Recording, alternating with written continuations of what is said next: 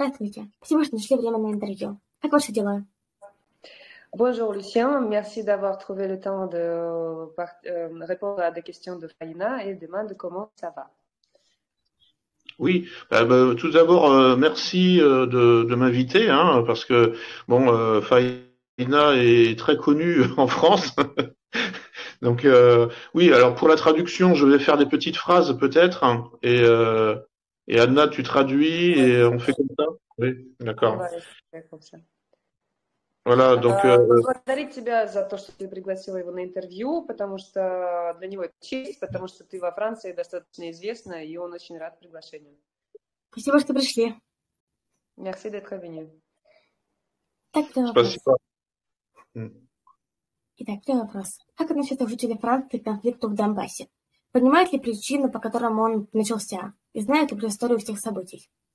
Alors, la première question de Faïna, que pensent les Français du conflit dans le Donbass? Comprennent-ils les raisons de son déclenchement et connaissent-ils le contexte de tous les événements? Alors, les Français ne connaissent rien de ce qui se passe en Ukraine. Je peux le certifier. Ils ne comprennent rien. Et d'ailleurs, la preuve, c'est qu'ils ont cru que les problèmes commençaient le 24 février 2022. Французы ничего не знают о том, что происходит на Украине. Он это с уверенностью говорит. И для них война на Украине началась только 24 февраля 2022 года и не раньше. Donc, ils ont déjà, en fait, en 2014, l'Euromaïdan à Kiev a été très médiatisé et on nous a demandé de soutenir l'Ukraine contre la Russie. В 2014 году Евромайдан был очень... Много об этом говорили в СМИ местных и призвали поддерживать Майдан против России. Ensuite, la guerre civile a commencé, donc c'était un peu médiatisé en 2014-2015, et ensuite, Konets. Это немного освещалось в 2014-2015, и потом Донецк. Et depuis 2015, presque personne ne parlait de la guerre civile, hein, et donc des bombardements sur le Donbass. И начиная с 2015-го почти никто не говорил больше о том, что происходит на Донбассе, о войне гражданской. Voilà, donc les Français ont oublié depuis 2015 qu'il se passait quelque chose dans ce pays qui pouvait devenir encore plus explosif. И французы, естественно, забыли о том, что происходит на Украине, и не представляли, что этот конфликт может превратиться в что-то большое. Donc voilà, les Français et les Occidentaux en général, hein, le collectif Nizapad a découvert qu'il se passait quelque chose en Ukraine en février 2022, après avoir tout oublié de l'histoire réelle, hein, depuis 2014. Alors, sans même parler de la révolution orange, hein, et de ça, c'est carrément, c'est la préhistoire. Ça n'existe plus du tout. Поэтому французы и, в принципе, жители Запада, они совершенно забыли о том, что было в 2014 году. Для них это уже преистория, никто этим не интересуется. И для них это, естественно, было новостью большой, что в 2022 году что-то случилось вдруг. В чем глубинная причина возникновения конфликта в Донбассе, на ваш взгляд? Selon vous, quelle est la cause profonde du conflit dans le Donbass? Ah ben, il y a plusieurs causes historiques. La première, c'est évidemment Evromaïdan, hein, qui fait basculer l'Ukraine dans le collectif Nizapad. C'est-à-dire que l'OTAN a annexé l'Ukraine en 2014. Hein, j'utilise volontairement les éléments de langage du pouvoir en Occident. Le pouvoir dit que la Russie a annexé la Crimée en fait, on peut dire que l'OTAN a annexé l'Ukraine en 2014. Le vrai problème, les problèmes commencent vraiment là. Значит, первая причина – это Евромайдан для Люсьена, и он использует слова, которые используют пропагандисты в Европе. НАТО присвоил себе Украину. Они все говорят, что Россия присвоила себе Крым, а я говорю, точнее, Люсьен говорит, НАТО присвоил себе Украину. Первая причина началась здесь. Voilà. Alors, évidemment, avant Evromaïdan, il y a eu la révolution orange. Hein, c'est la première étape de l'annexion de l'Ukraine par l'OTAN et par tous les réseaux occidentaux, Open Society, Soros, CIA, etc. Donc, ça commence là. Et puis, encore avant, en fait, c'est la chute du communisme. En réalité, il y a une logique historique, linéaire, qui commence en 1991, en réalité. Естественно, до 2014 года, до Евромайдана, была еще оранжевая революция, и с участием Сороса, CIA и других организаций западных. Ну, естественно, до оранжевой революции еще был распад СССР, и если проложить логическую цепочку, то, конечно, конфликт сегодняшний – это результат этих событий, которые начинаются с 1991 года. Et en 1991, les milliardaires, les oligarques occidentaux se sont dit voilà, l'URSS c'est terminé, nous avons donc des nouveaux marchés qui se vont s'ouvrir, et en plus, on va pouvoir poser des bases militaires, on va pouvoir militariser l'Ukraine, aux frontières de la Russie. Когда в 1991 году СССР распался, западные олигархи потерли руки, рассчитывая на то, что сейчас все, СССР закончился, и теперь у нас будет, мы сможем нажиться на том, что они потеряли, и начали подходить к границам России и расставлять свои военные базы. Voilà. Et depuis 2014, essentiellement, il y a eu des purges, les lustrations au sein de l'État profond ukrainien pour purger tous les hauts fonctionnaires qui venaient de l'URSS. Yanukovych est le plus connu, évidemment, c'était le président, mais c'est toute l'administration a été purgée pour mettre des bandéristes ou des LGBT ou des pro-occidentaux et pour militariser l'Ukraine, transformer l'Ukraine en base militaire pour attaquer la Russie. Начиная с 2014 года подпольные правители, вот это глубокое правительство, оно просочилось в правительство Украины, внедрило туда партии, вот эти, не партии, а движения ЛГБТ, военизировали Украину для того, чтобы как можно ближе и жестче атаковать Россию. Насколько велика пропаганда во Франции? Есть ли возможность открыто сказать свое мнение? Оказывает ли правительство давление на СМИ и журналистов?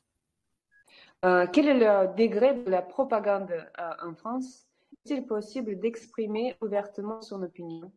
Et le gouvernement exerce-t-il des pressions sur les médias et les journalistes? Oui, la propagande est totale, permanente. C'est très impressionnant. C'est 24 heures sur 24. C'est un tsunami, vraiment. Moi, j'avais vu ça avant contre la Syrie, en entre 2011 et 2015, c'était de la propagande anti-Bachar el-Assad, anti-syrienne, mais en continu. Voilà, c'est pour dire n'importe quoi. C'est-à-dire, c'était des inventions complètes. Donc là, on a vu la même force, hein, la même puissance de propagande à partir de février 2022. Alors, avec le conflit israélo-palestinien, c'est redescendu un peu. Et puis, parce que c'est voilà, le conflit israélo-palestinien a pris la place de la guerre d'Ukraine.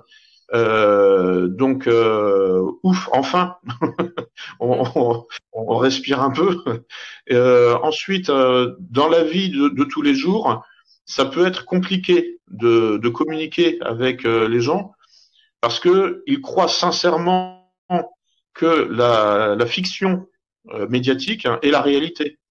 Donc, ils sont spontanés, ils sont sincères. Hein. Ils disent oui, Poutine attaque l'Ukraine. Alors, et là, il faut réussir à faire un travail pédagogique en quelques phrases pour reconstituer l'histoire réelle et dire non, Poutine n'attaque pas l'Ukraine en février 2022. L'armée russe riposte à une guerre qui commence en 2014. Mais donc il faut être préparé psychologiquement à faire de la communication, et puis il faut avoir les informations pour pouvoir répondre du tac au tac, comme on dit en français, c'est-à-dire très rapidement. Bon, c'était un peu long, hein. Désolé Anna. Non, non, je préfère comme ça, c'est plus logique quand je traduis. Oui. В общем, для Люсьена идет полная, постоянная пропаганда 24 часа на 24. Это как цунами. Ему эта пропаганда напоминает ту же пропаганду, которая была против Сирии с 2011-2015. Они массовые медиа, СМИ, они делали пропаганду против Башара Асада, против Сирии. Сейчас конфликты Украины говорят об этом меньше, благодаря, цинично говорить благодаря, но благодаря конфликту в Палестино-израильском. Вот, поэтому украинский конфликт немного забыли, но даже вот в повседневной жизни нам сложно общаться с людьми, которые искренне верят в то, что им говорят по телевизору. И он считает, что в ближайшем будущем нужно будет проводить педагогическую работу с людьми, чтобы им напомнить, что и объяснить, что это не Путин атаковал Украину в феврале 2022 года, он ответил на атаки, постоянные атаки, которые были с 2014 года. Если поговорить об украинском стоите миротворец, знаете существование такого стоита? Что в целом думаете о его работе и о том, кто за ним стоит, на самом деле? Faïna voudrait vous parler de site ukrainien Mirotvorets. Vous avez entendu parler sur. Connaissez-vous l'existence de ce site et que pensez-vous de son travail et qui est réellement derrière lui, derrière ce site? Oui, alors ce site est une horreur. Hein. C'est vraiment c'est honteux. Donc je sais que Faïna est sur le site, Mirotvorets. Elle est désignée comme une cible à assassiner, comme il y avait avant Daria Dugina ou Vladlen Tatarski. Donc j'ai beaucoup regardé ce site. J'ai cherché quels étaient les Français qui étaient ciblés. Je me suis demandé si peut-être que moi je suis dessus aussi, mais bon non, heureusement pas encore. Donc alors sur le site on voit qu'il y a une adresse qui est donnée. Enfin, il y a deux adresses, une à Warszawa en Pologne et une aux États-Unis, si je me souviens bien, à Langley, donc le siège de la CIA. Bon, c'est un peu bizarre, honnêtement, que un site aussi violent donne ses adresses. Bon, maintenant, s'ils sont vraiment hébergés à la CIA, ils sont protégés, hein, c'est certain. Bon, en Pologne un peu moins, mais en tout cas, bon, je pense, bon, de toute évidence, ce sont des bandéristes hein, qui tiennent ce site. Ça, c'est clair et net. Et puis, donc, enfin, l'esthétique entre guillemets, hein, enfin, le style est assez dégueulasse. C'est moche, hein, c'est style néo-nazi, hein, enfin, hooligan, skinhead. Bon, c'est là, donc voilà, bon, donc c'est effectivement bon, c'est de toute évidence les services, hein, les services secrets ukrainiens sont impliqués. Ça c'est évident parce que c'est quand même un gros travail hein, de renseignement hein, avec des fiches sur les individus. Donc il y a un service de renseignement derrière, c'est certain. Au moins celui d'Ukraine, c'est logique. Hein, enfin le SBU. Et puis évidemment, bon, je pense les Américains, peut-être les Français aussi, hein, évidemment, puisqu'on est dans l'OTAN. Donc nous faisons partie en France hein, de l'ennemi. Enfin, nous sommes du mauvais côté dans le camp ennemi et nos services travaillent aussi contre la Syrie. Hein, ça, j'ai bien étudié la question, mais contre la Russie également, et donc en Ukraine. Et donc il y a, voilà, je pense à un réseau, une nébuleuse. Bon, je pense que c'est d'abord les bandéristes, et puis aidés par tous les services secrets occidentaux. Этот сайт, он с ним знаком, конечно, это ужас и позор. Он знает, что, Фаина, ты там тоже находишься, как была там Дарья Дугина и Владимир Татарский. И он проверил, есть ли он там. Пока что нет. И говорит, к счастью, не заслужил. Он узнал, смотрел, где был зарегистрирован сайт. Он увидел, нашел два адреса. Это адрес Варшава и Венгрии. То есть он понимает, что за этим стоит все-таки ЦРУ. И, ну, естественно, его анимируют, его наполняют бандеристы, украинская разведка, секретные службы, это СБУ. И если говорить о стиле этого сайта, абсолютно не гармоничный, некрасивый, стиль хулигана, такой неонацистский. И он считает, что, конечно, анимирует сайт бандеристы, и стоит за ними западное правительство, западные службы и Франция, скорее всего, в том числе. Принимает ли правительство Франции какие-либо меры для того, чтобы обезопасить своих граждан, данные которых внесены на этот сайт? À votre avis, le gouvernement français prend-il des mesures pour assurer la sécurité de ses citoyens dont les données personnelles ont été publiées sur ce site? Et pourquoi? Et est-ce que l'incapacité du gouvernement à protéger les gens ou son manque de volonté, si les citoyens ne sont pas protégés, comme par exemple un bokeh qui est sur le site? Ça, j'ai rajouté moi-même. Parce que le gouvernement français est d'accord avec Miro Dvorets, fondamentalement. Enfin, le pouvoir en France est d'accord. Hein, il aimerait bien supprimer physiquement un certain nombre de politiciens ou de personnalités pro-russes. Hein, donc, je parlais de Thierry Mariani, qui est bien connu, mais je crois même que Marine Le Pen aussi est sur Miro Dvorets. Je crois même que Éric Zemmour est sur Miro Dvorets, bien qu'il soit totalement pro-israélien hein, et très très bourgeois, etc. Mais voilà, bon, si vous êtes un tout petit peu un pro-russe, c'est déjà trop. Voilà, je crois qu'il y a aussi Nicolas Dupont-Aignan. Enfin bon, en gros, voilà, c'est un peu tous les politiciens et toutes les personnalités qui ont une aura, hein, un charisme, enfin médiatique. Bon, moi, je n'y suis pas parce que je suis pas très connu. Je vends quelques livres, mais pas suffisamment important. Euh, mais effectivement, bon, alors évidemment, il y a Xavier Moreau, Christelle Néant, bon, ça c'est logique. Voilà, je ne sais pas si Anna, tu y es ou je me souviens pas. Oui, voilà, bon, ça, là aussi c'est logique, mais parce que bon, voilà, vous êtes médiatisé.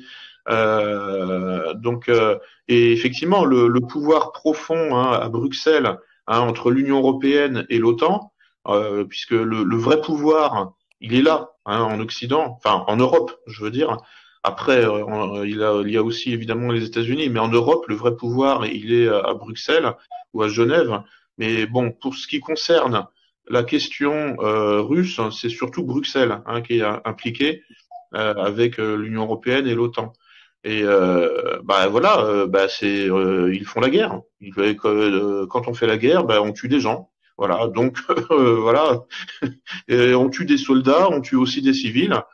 Et c'est pour ça que le gouvernement français laisse faire Miro Dvorets. Moi, ça m'étonne toujours hein, que le titre soit autorisé en France. Donc avec donc une recommandation en fait, hein, puisque il y a des gens qui doivent effectivement être visés, ciblés pour les tuer physiquement.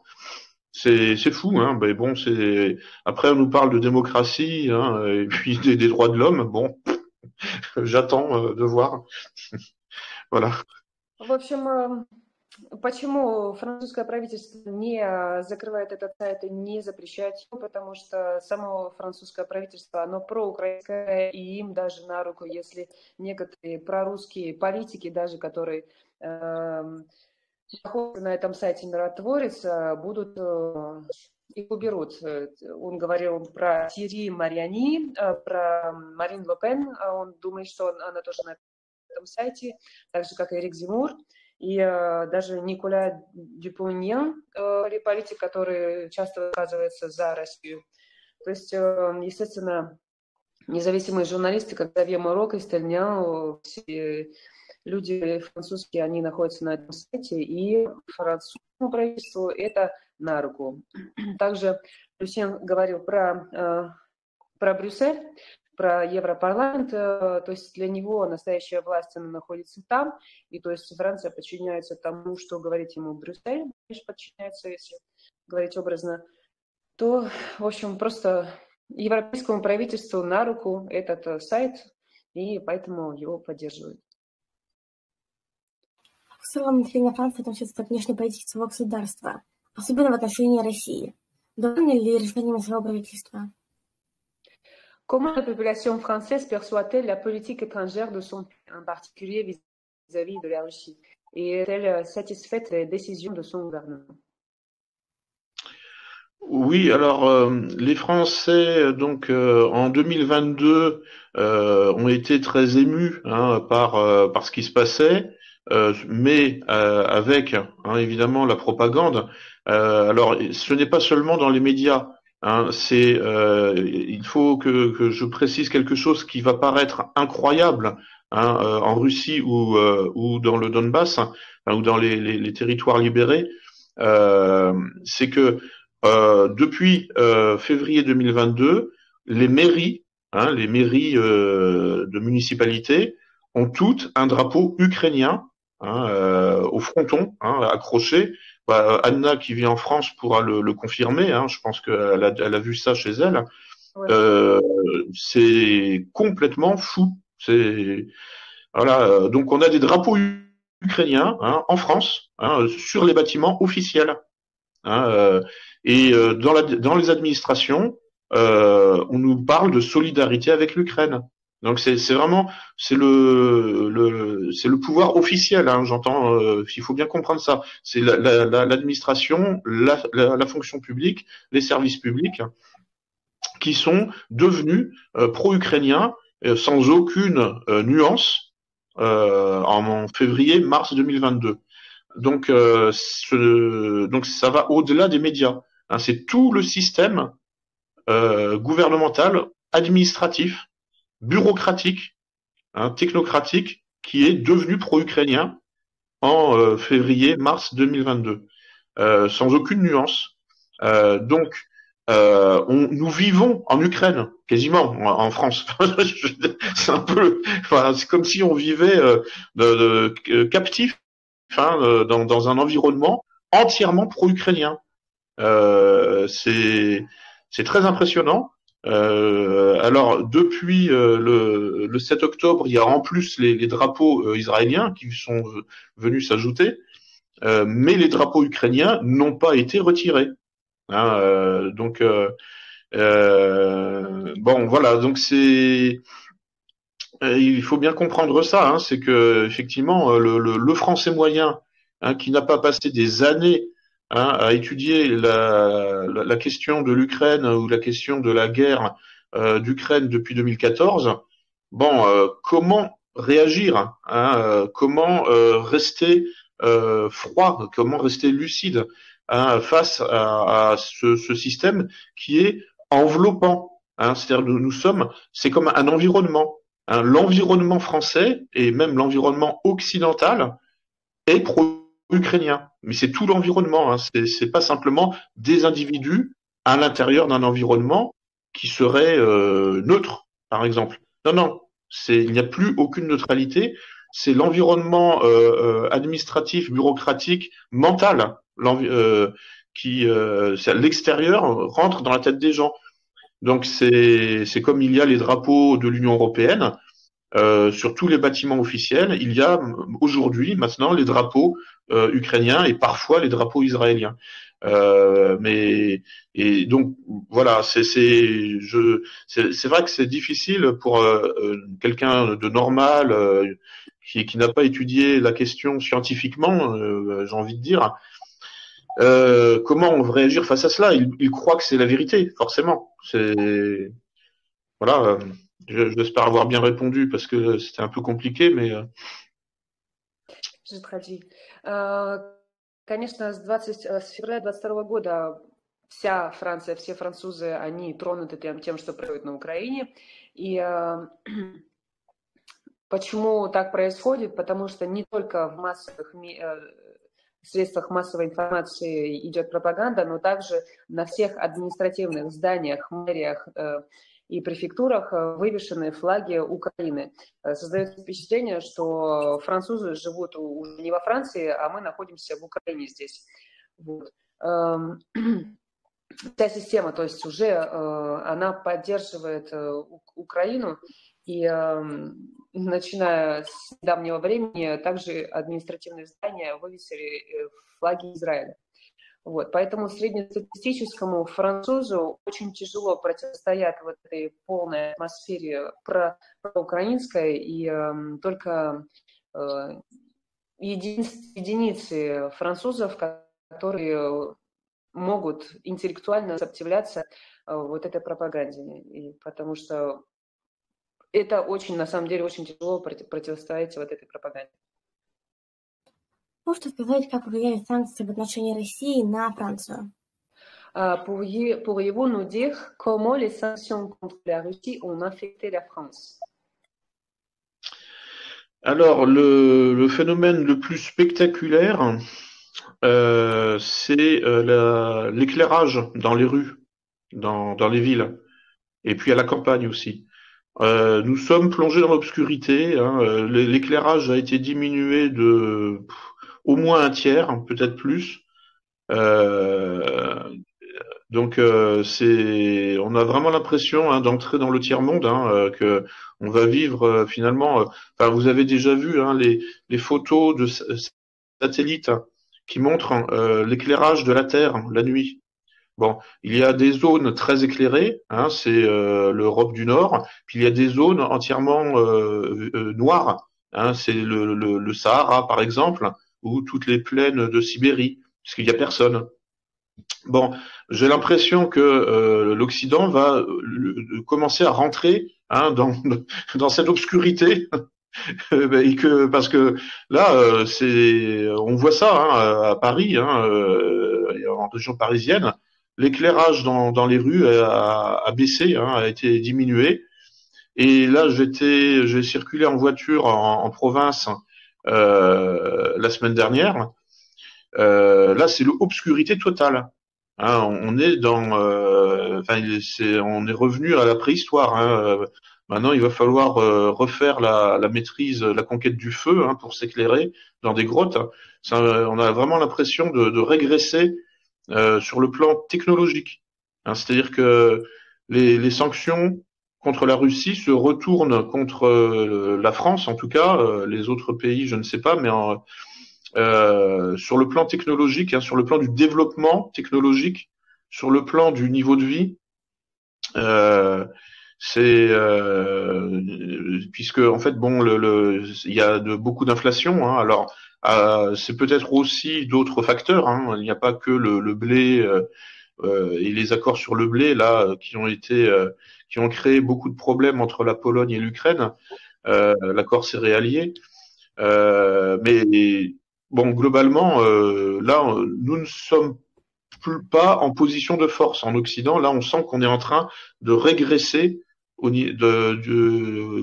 notre niveau de vie. Hein, le capitalisme nous a promis la prospérité. Bon, bah là, on voit que après la montée de la prospérité, il y a un pic. Et aujourd'hui, en France et en Occident, nous sommes en train de descendre. Et évidemment, les sanctions contre la Russie aggravent la situation. Ce n'est peut-être pas entièrement à cause de ça, mais on nous a bien dit qu'il fallait éteindre les lumières hein, pour lutter contre Poutine. Donc l'éclairage dans les rues a été diminué, c'était évidemment pour lutter contre Poutine. Mais enfin c'est très bizarre. Il y a vraiment une drôle d'ambiance. On nous disait que Paris c'était la ville lumière, hein. C'est la réputation de Paris, c'est d'être depuis le 19e siècle, d'avoir beaucoup de lumière, hein, beaucoup d'éclairage. Bon ben voilà, c'est terminé. Voilà. Главный феномен, который видит Люсьен, это спад освещения на улицах, точнее улицы не освещены. Наверное, в четверти страны, на четверть страны освещения больше нет. Даже если посмотреть со спутника, фотографии, видео со спутника, вот, например, Сибирь, она почти не освещена, потому что там никто не живет, и там в каких-то местах в Африке. Вот такое ощущение, что Франция уже тоже почти там никто не живет, потому что нет освещения, если смотреть со спутника. Он недавно, на прошлой неделе он был в провинции, там он ехал вообще в полной темноте, света вообще нет. То есть, когда вступила эпоха капитализма, который обещал развитие страны, сейчас у него ощущение, что идет совершенно обратная ситуация, и Франция деградирует в вопросах технологий, развития технологий из-за вот этих санкций против России. И им сказали, что надо с Путиным, поэтому будем экономить на свете. Вот так. Такая ситуация складывается из-за санкций во Франции. Ужас, конечно. Кем вы видите будущее своей страны? Le commentaire de Faïne, c'est vraiment une horreur, ce que vous racontez. Et la question suivante, comment vous voyez le futur de la France? Nous allons disparaître. Bon voilà, non mais l'Occident collectif n'est pas viable. Hein, il y a trop de contradictions. Hein, comme disait Marx, le capitalisme va disparaître sous le poids de ses contradictions. Hein, bon, en fait, plus largement, hein, c'est l'Occident va disparaître sous le poids de ses contradictions.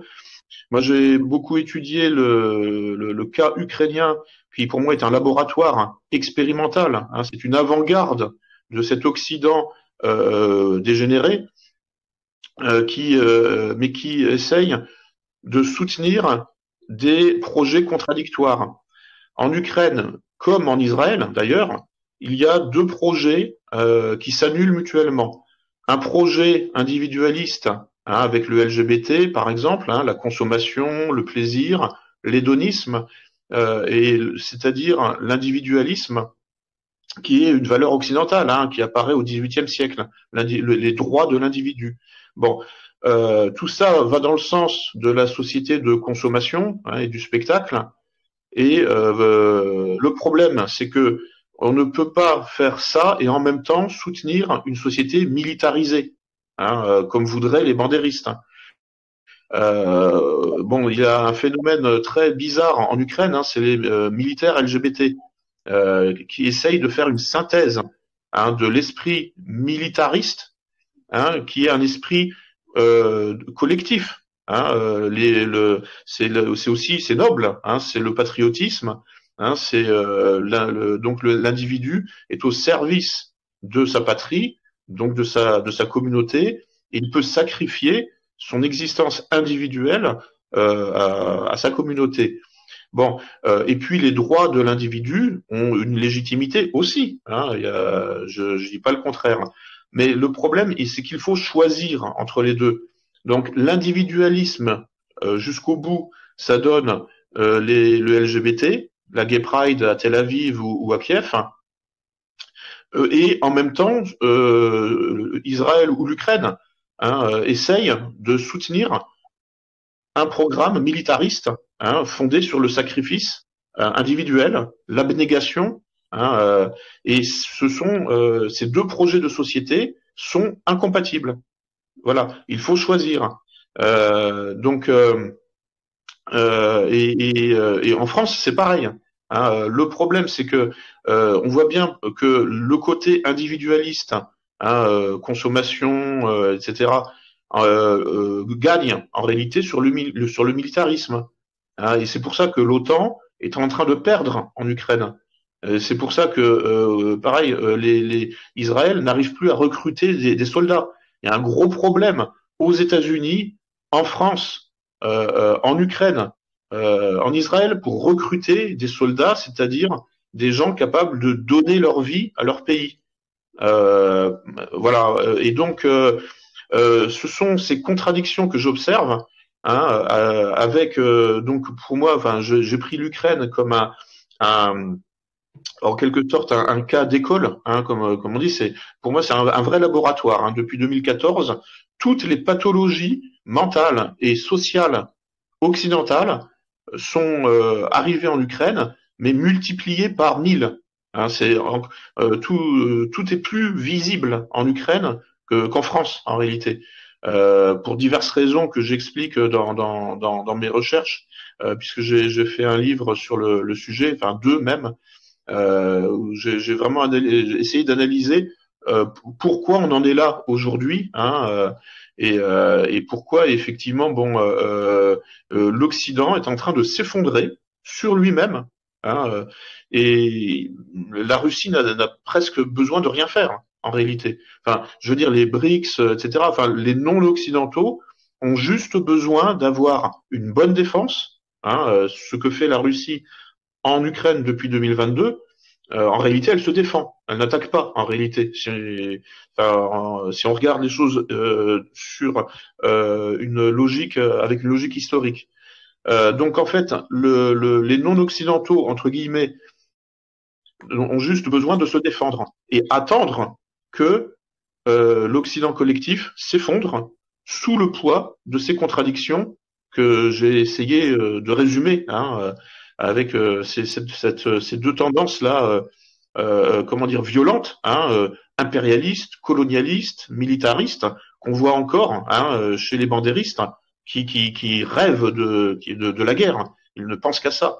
Et puis donc les sionistes, enfin les Netanyahou, etc. Pareil, hein, et puis et tout l'Occident qui doit les soutenir.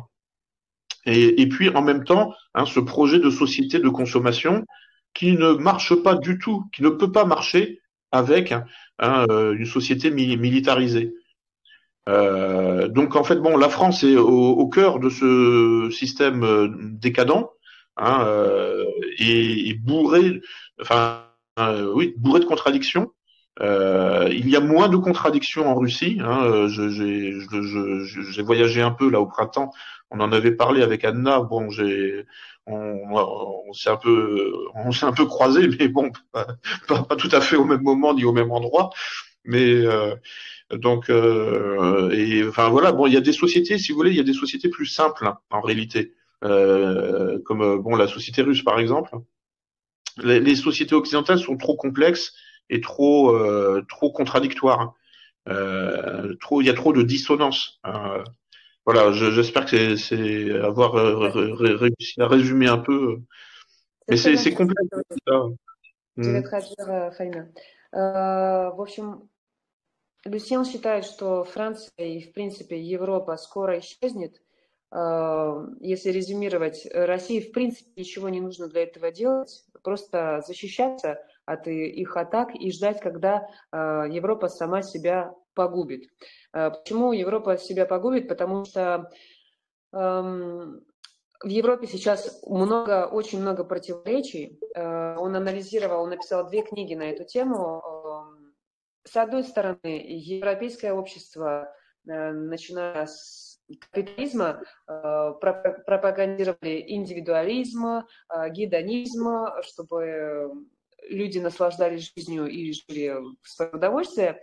И с другой стороны, пытаются сейчас привлечь военных, которые пойдут защищать Европу и сейчас в данном случае Украину, чтобы эти люди, которых учили быть эгоистами, они теперь должны будут готовы отдать свою жизнь за чью-то страну или за свою страну. То есть сейчас вот эта европейская пропаганда или европейская система развития общества, она столкнулась со собственной проблемой неправильной политики развития общества. Вот. И, например, Украина для Люсьяна это как экспериментальная лаборатория, где с одной стороны работают над развитием патриотизма, мужчина, который должен отдать свою жизнь за свою страну, но в то же время они пропагандируют этот гедонизм и ЛГБТ, и вот этот новый молодой человек, который как бы должен жить для себя, он сейчас должен идти убивать противника, чтобы отстоять права своей страны. Именно поэтому НАТО сейчас проигрывает, потому что изначально их политика была неправильная, и сейчас России нужно просто ждать, когда они проиграют. В целом так. C'est juste pour conclure, là, par rapport à mon raisonnement, en fait, il y a un mot hein, qui est bien connu, hein, qui vient de la psychiatrie, c'est la schizophrénie. Hein, c'est quand vous avez une division dans le psychisme et que vous avez 2 personnalités opposées hein, dans la même personne. C'est ça aujourd'hui l'Occident. L'Occident est complètement schizophrène. J'en ai un peu parlé avec Evgenia Bilchenko, que vous connaissez peut-être, hein, qui vit à Saint-Pétersbourg qui étudie ces questions-là justement. C'est quelqu'un qu'il faudrait prendre, que Donbass Insider devrait interviewer, si vous pouvez le faire. Moi, j'ai ses coordonnées, son téléphone, je l'avais interviewé. Je l'ai rencontré à Saint-Pétersbourg quand j'y suis passé en juin. Et puis ensuite, je lui ai envoyé quelques questions et on a fait un entretien écrit. Et c'est quelqu'un vraiment de bien et d'intelligent et qui travaille sur ces questions-là justement, la schizophrénie des bandéristes, etc. et de l'Occident en général. Et donc, on pourra en reparler après. Je vous donnerai son numéro Telegram. Mais c'est vraiment ça. En Occident, on est vraiment dans cette question-là, et je pense que Anna va confirmer parce qu'elle connaît bien les 2 mondes, hein, le monde russe et l'Occident. Люсьен хотел бы добавить еще, что Европа сейчас она вошла в фазу шизофрении. Шизофрения что это? Это противостояние 2 личностей в один. С одной стороны, идет одна пропаганда, а с другой стороны, пытается призвать, чтобы защищать Родину, поэтому Европа сейчас – это полная шизофрения. Также он сказал об одной ученой, я так понимаю, Евгения Бельченко, ее зовут, она живет в Санкт-Петербурге, они с ней общались в мае этого года, когда он приезжал в Россию, и он предлагает тоже пригласить ее на интервью, потому что она как раз изучает этот вопрос шизофрении европейской. Было бы, конечно, замечательно. Ильяна Витха, plaisir. Евгения Бельченко, c'est ça? Oui, Бельченко, oui. Следующий вопрос. Почему стали писателем? И о чем ваши книги? La question personnelle, pourquoi vous êtes devenu écrivain et de quoi vous parlez dans vos livres? Alors, voilà, moi, je suis un peu comme Frida, hein, j'aime écrire depuis que je suis jeune, très jeune. J'avais commencé à écrire des poèmes quand j'étais adolescent. D'ailleurs, un éditeur va sortir mon recueil de poèmes que j'ai écrit entre l'âge de 16 ans et les premiers poèmes datent de quand j'avais 16 ans. Et les derniers quand j'avais 25 ans à peu près. Donc c'est des choses que là j'ai 50 ans, hein, donc bon, ça fait longtemps. Donc j'ai commencé à écrire comme ça, hein, de la poésie quand j'étais adolescent. Après, je pensais écrire plutôt des fictions, des romans, hein. Je pensais pas écrire des choses sérieuses, hein, entre guillemets. J'ai une formation universitaire en philosophie et en communication, donc ça m'a donné les outils, hein, pour écrire dans un champ théorique, hein, et sérieux. Donc je peux écrire un peu dans plusieurs styles, mais c'est quelque chose qui est profond en moi. Enfin, j'ai absolument besoin de ça, hein. C'est comme un peu parfois on dit c'est une thérapie, hein, aussi. Quand on peut quand les gens qui ont besoin d'écrire, souvent c'est pour mettre à plat, hein, pour mettre à l'extérieur ce qu'ils ont à l'intérieur, et pour mieux voir, hein, notre propre inconscient, hein, pour mieux voir nos émotions, pour mieux finalement les comprendre. Et puis alors sur la question de l'Ukraine, là c'est vraiment parce que j'ai été choqué, hein, et donc en 2014, j'ai pas compris pourquoi on me demandait à ce point, pourquoi on me demandait d'être pro-ukrainien. Dès 2014, en France, on nous demandait d'être pro-ukrainien, donc de soutenir Euromaïdan et d'être anti-russe, hein. On nous parlait de la Russie de Poutine, blablabla. Et donc, je me suis demandé, mais pourquoi on me demande à ce point d'être pro-ukrainien et anti-russe? Donc, j'ai commencé à faire une recherche en appliquant de ma méthodologie universitaire, hein, c'est-à-dire je rassemble des sources d'abord, hein, et ensuite je commente des sources que j'ai trouvées, hein, des sources objectives, et j'ai réussi à faire une dizaine d'articles en 2014 sur le sujet, hein, de l'Euromaïdan. Et ensuite, j'ai pensé que ces 10 articles pouvaient faire les 10 chapitres d'un livre. J'ai fait un premier livre en fait, hein, d'ailleurs je peux vous le montrer. Voilà, bon, on voit rien du tout là parce que il y a pas de lumière. Mais enfin bon, ça c'est la nouvelle édition. L'Ukraine, la guerre. La guerre hybride de l'OTAN. C'est Hybrida Vojna. C'est donc en fait, alors j'ai commencé ce livre en 2014 et en 2022, c'est la deuxième édition, hein, revue et augmentée, avec effectivement toutes les sources, hein. En fait, il y a 540 notes de bas de page à peu près. Comme j'ai fait du russe, que je connais un peu le polonais, donc je peux traiter les sources en ukrainien aussi, hein, parce que la langue ukrainienne c'est vraiment 50% de russe et 50% de polonais, hein. Bref, je peux me permettre de traiter des sources en langue originale. Je connais bien l'allemand, bon, et puis l'anglais, tout le monde a fait un peu d'anglais. Donc, ça m'a permis, enfin, ces connaissances linguistiques m'ont permis de proposer un travail sérieux, hein, avec des sources donc ukrainiennes, des sources pro-ukrainiennes. Hein, je traite des sources notamment j'avais reproduit le programme politique de Dmytro Yarosh, hein, Pravi Sector, donc son programme pour les élections présidentielles de 2014, hein, les élections anticipées. Bon, il a fait 1%, je crois. Bon, c'est pas un grand succès, mais bon, c'était intéressant de voir que dès 2014, Dmytro Yarosh et Pravi Sector proposait déjà de rétablir l'arsenal nucléaire ukrainien. Hein, voilà, bon, donc là on voit tout de suite hein, quels sont les objectifs de ce mouvement.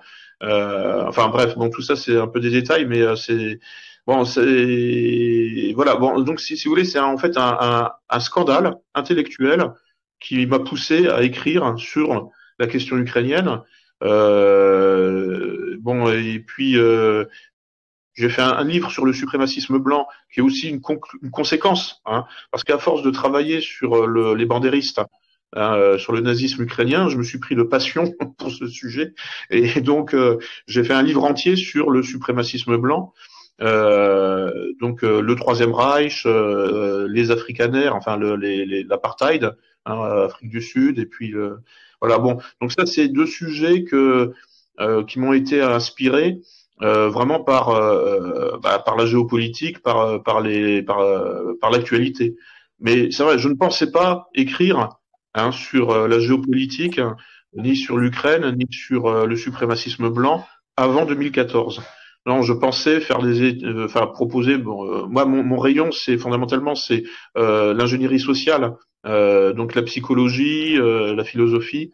Donc ça, c'est mon domaine de spécialité hein, et la communication. Voilà. Et donc les sujets géopolitiques, c'est un peu un accident. Hein, mais bon, c'est pas seulement un accident, c'est-à-dire que c'est pas ma formation de base. Hein, voilà, c'est ce que je voulais dire. Alors, начиная с малых лет, так же, как и ты, он начал писать разные маленькие тексты. В 16 лет он начал писать стихи, и скоро должна выйти книга его стихов 16 лет, его возраст 16 лет, сейчас ему 50. Вот. Его главное направление изначально было это фикция, романы, он не думал писать о чем-то серьезном. Потом, когда он закончил школу, он поступил на факультет философии, то есть изучение философии его также подтолкнуло на изучение и написание книг по социальной инженерии. Для него написание книг – это как терапия, то есть когда мы пишем тексты, мы лучше понимаем и видим ситуацию, наши эмоции, поэтому ему помогало это как-то изучать себя. Когда в 2014 году началась эта активная пропаганда проукраинская, он задал себе вопрос, зачем, почему его заставляют вдруг стать проукраинским французом, и он начал изучать вопрос, анализировать. И благодаря тому, что он говорит немного на русском, немного на польском, немного понимает немецкий и английский, ему позволило это изучить тексты без перевода. То есть, когда в 2014 году, например, были выборы, кандидат Дмитрий Ярош, он набрал всего 1%, но он лично следил за его кампанией и изучал его, что он говорит и что он пишет, и уже тогда понял, что его кампания предлагала восстановить ядерный арсенал Украины, и тогда он понимал, что в Украине происходит что-то уже неладное. И поэтому он написал в тот период около 10 статей против пропаганды проукраинской, и чтобы объяснить, что на самом деле происходит там. И эти 10 статей, они превратились в книгу. И вот это первая книга, а сейчас вот он показывал другую книгу, которая называется «Украина. Война гибридная НАТО». И это уже сейчас второе издание его, потому что первое издание все разошлось, распродали. Вот. И благодаря, вот, точнее не благодаря, а после вот этой ситуации в 2014 году, когда активная пропаганда началась, он начал глубже изучать геополитику и сейчас пишет в основном на эту тему. Очень потрясающе, конечно. Et puis, juste pour finir, pardon, oui, juste, je suis aussi, pourquoi je me suis intéressé à ces questions des pays de l'Est, c'est parce que je suis un peu russe.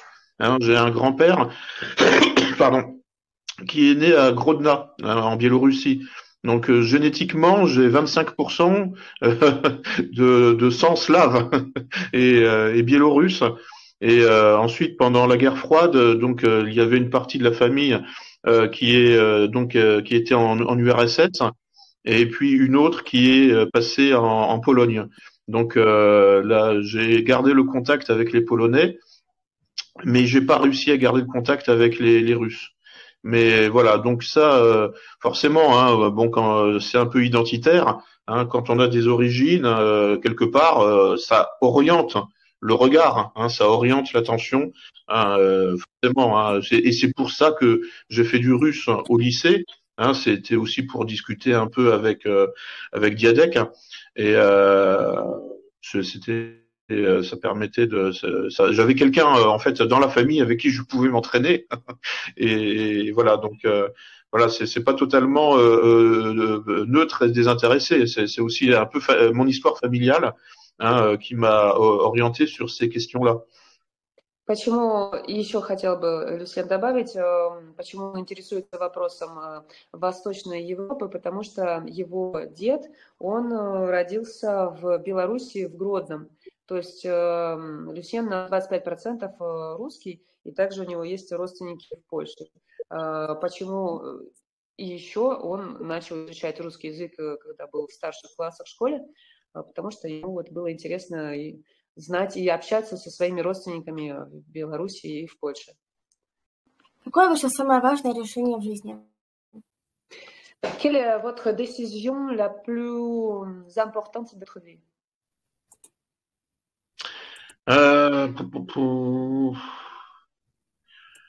Alors j'ai habité, je connais deux villes, hein, j'ai vécu dans deux villes en France. Donc j'ai vécu longtemps à Reims. Hein, d'ailleurs, c'est à Reims que mon grand-père, d'origine biélorusse, est arrivé en France, hein, prisonnier par les Allemands. Et donc la base militaire de Reims avait été transformée en prison pour les soldats de l'armée rouge qui étaient transférés, hein, du front de l'Est en France. Je ne sais pas pourquoi les Allemands faisaient ça. Ils avaient du temps de libre, hein. Je sais pas, c'est un peu absurde, mais en tout cas, c'est comme ça que mon grand-père et son frère, hein, parce qu'ils sont arrivés à deux, simples soldats de l'armée rouge, se sont retrouvés à Reims. Bon, c'est un peu un foyer natal pour moi.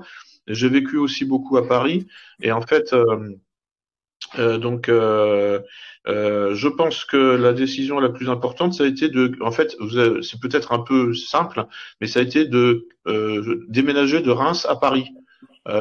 C'est pas grand-chose parce que c'est juste à 150 km. Hein, aujourd'hui, c'est presque la banlieue, mais j'ai changé de vie complètement parce que bon, Reims, c'est 200 000 habitants, Paris, c'est 10 millions, hein, avec toute l'agglomération. Et vous changez de monde, hein, vraiment. Voilà, je crois que je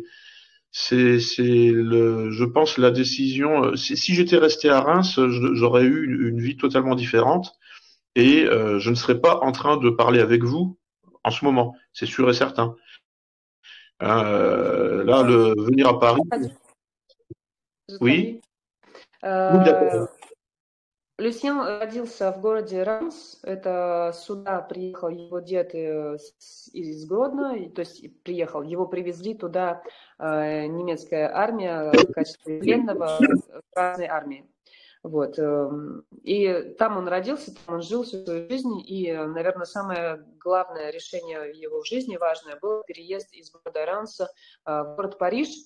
Это, конечно, для многих может показаться маленьким каким-то решением, потому что между Рансом и Парижем всего 150 километров, но для него это было большой шаг в новую жизнь, потому что в Рансе около 200 тысяч населения всего, а в Париже около 10 миллионов. То есть если бы он в какой-то момент не решился переехать в Париж, наверное, мы сейчас с вами не общались здесь.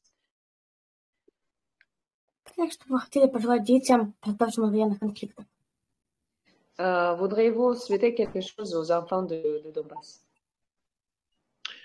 Ah oui, oui, bien sûr, oui. Non, mais il faut souhaiter que l'Ukraine soit libérée, hein, totalement, parce que sinon les problèmes vont recommencer. Hein, c'est-à-dire les bombardements sur Donetsk, sur Lugansk, enfin sur le Donbass, peuvent recommencer dans d'autres régions.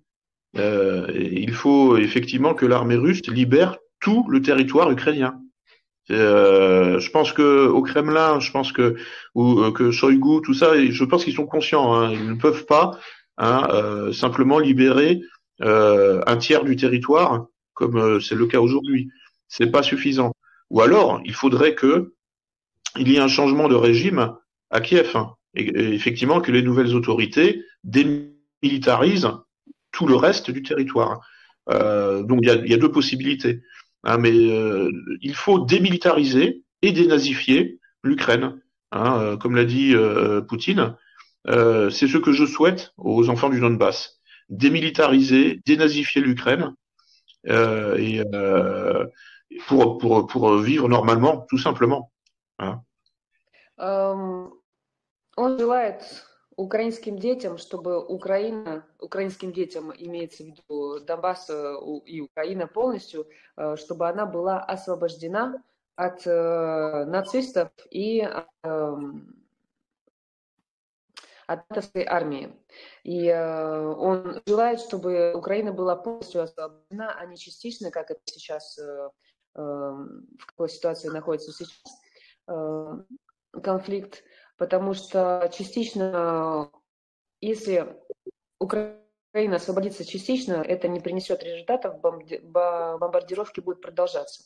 То есть либо нужно полностью освободить от украинской армии, очистить украинскую территорию от натовской армии, либо сменить режим в Киеве, который, в свою очередь, отступит от военных действий против Донбасса. Вот, поэтому он надеется, желает, чтобы украинские дети уже увидели мир благодаря освобождению Украины от натовской армии. Спасибо большое за пожелание и сегодняшнюю беседу. Было очень рада пообщаться.